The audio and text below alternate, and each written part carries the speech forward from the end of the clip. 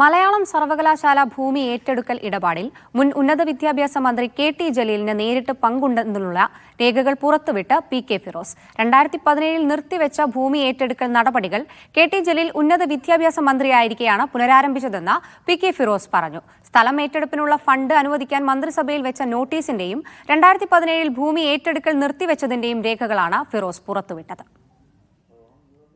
മലയാള സർവകലാശാലയ്ക്ക് ഏറ്റെടുക്കേണ്ട ഭൂമിക്ക് വില നിശ്ചയിച്ചതു മുതൽ നിർണായക തീരുമാനങ്ങളെടുത്തത് 2016 LDF സർക്കാർ വന്നതിന് ശേഷമാണെന്ന് പി.കെ. ഫിറോസ് പറഞ്ഞു. വെട്ടം, ആദവനാട്, ബെഞ്ചുമാർക്ക് തുടങ്ങി ഭൂമി സംബന്ധിച്ച തർക്കം ഉയർന്നതോടെ 2017 ഉന്നത വിദ്യാഭ്യാസ മന്ത്രിയായിരുന്ന സി രവീന്ദ്രനാഥ് ഭൂമി ഏറ്റെടുക്കൽ നിർത്തിവെച്ചിറക്കിയ ഉത്തരവ് പി.കെ. ഫിറോസ് പുറത്തുവിട്ടു.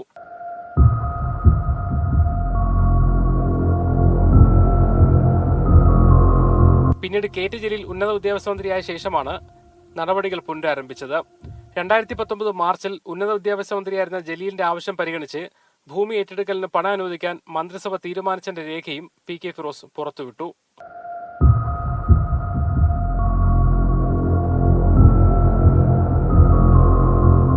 ഉന്നത വിദ്യാഭ്യാസ മന്ത്രി രവീന്ദ്രനാഥിന്റെ കാലത്ത് എല്ലാ ഭൂമി ഏറ്റെടുക്കലും നിർത്തിവെക്കണം എന്നാവശ്യപ്പെട്ടുകൊണ്ടുള്ള തീരുമാനത്തിന്റെ പകർപ്പാണിത്.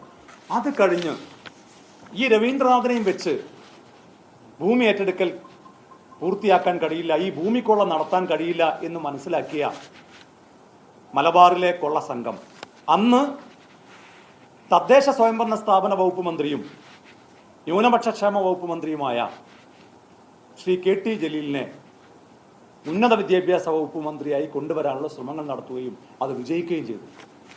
താരതമ്യേന നല്ല വകുപ്പായ തദ്ദേശ സ്വയംഭരണ വകുപ്പ് ഒഴിവാക്കി ഉന്നത വിദ്യാഭ്യാസ വകുപ്പ് ഏറ്റെടുക്കുന്നത് തന്നെ ഈ കുറുവാ സംഘത്തിന്റെ താല്പര്യങ്ങൾ സംരക്ഷിക്കുന്നതിന് വേണ്ടിയാണ്.